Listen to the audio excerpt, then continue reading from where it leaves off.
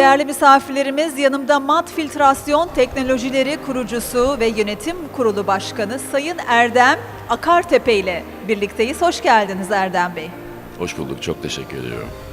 Şimdi söyleşimize Mat Filtrasyon ve sizi tanıyarak başlayalım aslında. Şirket ne zaman kuruldu ve kaç yıldır sektörde faaliyet gösteriyorsunuz? Geldiğiniz noktayı bize ifade etmenizi rica edeceğim. Mat Filtrasyon Teknolojileri aslında çok genç bir firma. Biz bu sene 10. senemizi... Kaçıncı sene? 10. senemizi 10. kutladık. sene, daha çok genç, evet. Çok genciz, çok genç ve güçlü bir ekibimiz var.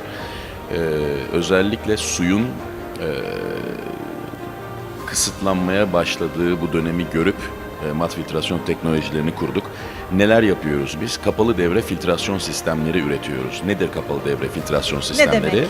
Suyun geri kazanımını sağlayıp tekrar kullanılmasını hedefleyen filtrasyon sistemleri tasarlıyoruz. Onları üretiyoruz ve kurulumlarını gerçekleştiriyoruz dünyanın çeşitli noktalarında. Bugün 6 farklı kıtada 35'ten daha fazla ülkeye ihracat yapıyoruz. Buralara tesisler kuruyoruz.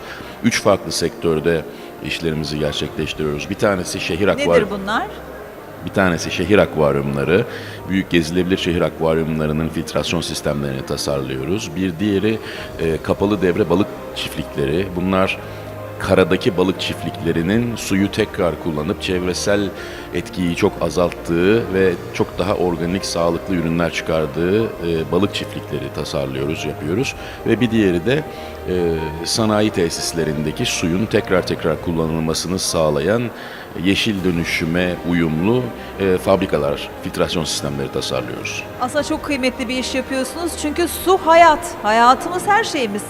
Her şey suya bağlı. Yani bu anlamda çok kıymetli bir iş yapıyorsunuz. Su aslında dünyadaki en kıymetli, Evet. aynı zamanda da en ucuz bugün için emtia. Bunun daha iyiye gidebilme ihtimali olmadığı için bizim ürettiğimiz teknolojiler, bunun tekrar kullanılmasını ve korunmasını sağlayacak olan teknolojiler de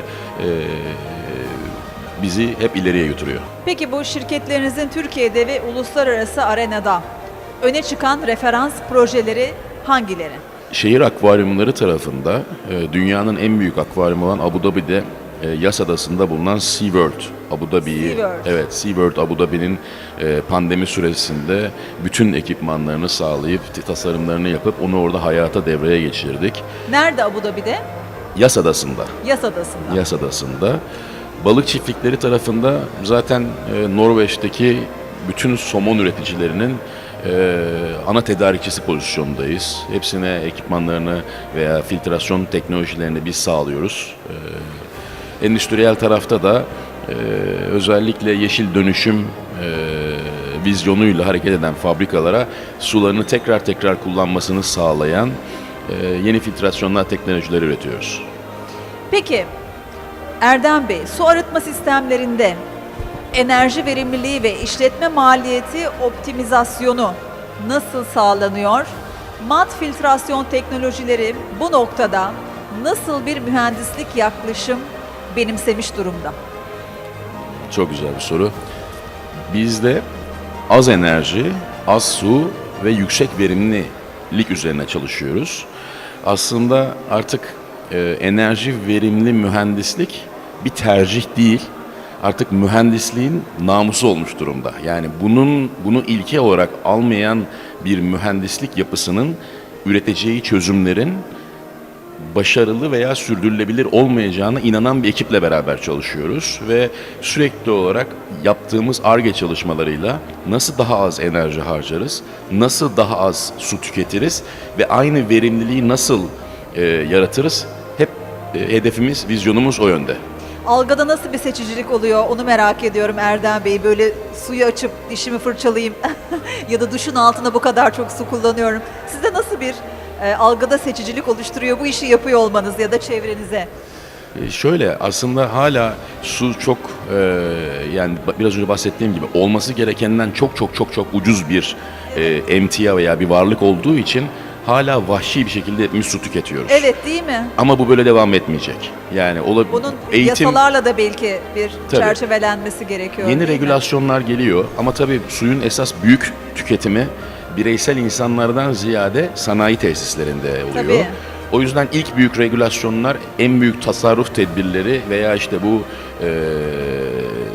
önlemler sanayiden başlayıp daha çok halka doğru devam ediyor. Bireyselliğe doğru Bireyselliğe gitmeli değil mi? doğru Biz gidiyor. üzerimize Doğru. düşeni yapıyoruz ama devlet Evet. politikaları, Evet. sanayiler nasıl davranacak, ne yapacaklar? O çok büyük, çok kapsamlı bir iş.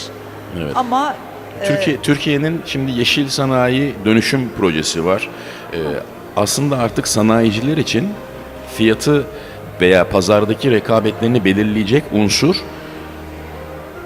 sadece kaliteli ürün üretmeleri ve sadece ucuz olmaları değil, sürdürülebilir fabrikalar veya geri dönüşümü Tabii. yüksek fabrikalar üretiyor olmaları yeni müşterileri bulmalarına sebebiyet veriyor. Bugün bütün global tedarikçiler, bütün markalar, yatırımcılar hepsi kendi üreticilerinin suyu nasıl yönettiğini kontrol etme sürecine başladılar. Bugün kontrol sürecinde ama yarın o işleri dağıtırlarken yeni bir iş alabilmeleri için her üreticinin suyu doğru bir şekilde yönetebiliyor olması lazım. çok doğru. Aslında en bireyselliğinden en yükseğe kadar, en büyük kapasiteye kadar buna dikkat etmek gerekiyor. Peki su kıtlığının yaşandığı bu günümüzde su yönetiminde verimliliği arttıran ve su krizine çözüm sunan yeni nesil teknolojilerinizden biraz bahsetmenizi isteyecek olursam neler söylersiniz? Aslında gene burada en önemli şey tasarrufa geliyor. Tasarruf derken nedir bu? Suyu tekrar kullanıp su tüketimini azaltacak teknolojiler buradaki esas korumayı sağlıyor. Yani bizim suyumuzun miktarı artmayacak. Değil mi? Daha da iyiye gitmeyecek. Kalitesi de daha iyiye gitmeyecek. O yüzden suyun tekrar kullanılabildiği, yani bir kereye mahsus kullanıp da onun atık bir hale alınmadığı projeler, sistemler, vizyonlar, hayat görüşü burada suyun korunmasına en çok yardımcı olan sistemler olacak. Bunun dışında tatlı su, yani dünyadaki suyun %97'si tuzlu su. Sadece 3'lük Evet. kısmını biz kullanıyoruz tatlı olarak. Doğru.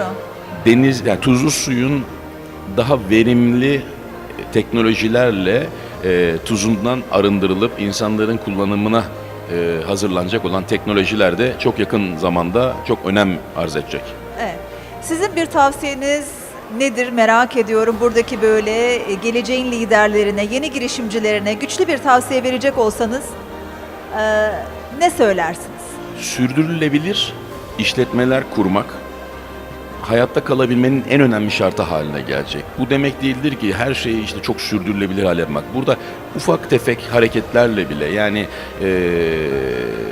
işte geri dönüşümlü olan bir malzemeyi kullanmak veya geri dönüşüm kullanan bir markadan tedariklerini sağlamak, kendi firmalarındaki o sürdürülebilirlik vizyonunu başlatacağından dolayı yakın zamanda hayatta kalıp başarılı olmanın ana şartı olan sürdürülebilir ve yenilikçi enerjiyi kullanan bir marka haline gelmeyi hedeflemeleri ve o hedefe çok geç olmadan başlamalarını tavsiye ederim. Evet, değil mi? Sadece ana değil, geleceği de Evet. düşünerek hareket etmek gerekiyor. Çok teşekkür ediyorum bu kıymetli sohbet için.